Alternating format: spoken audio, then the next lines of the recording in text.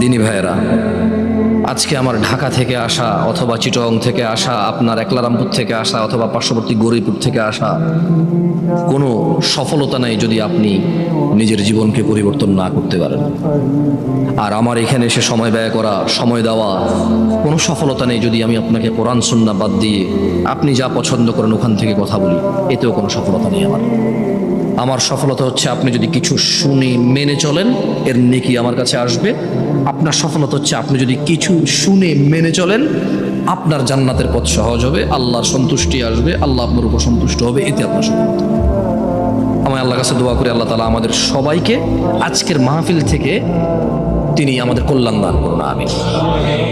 এই বক্তাদের কথার যে ভুল ভ্রান্তি আছে, কথার ভুল, বক্তা ও শ্রোতার মধ্যে যে বুঝার ভুল আছে, আল্লাহ এগুলো থেকে আমাদেরকে আশ্রয় দিন, আমিন।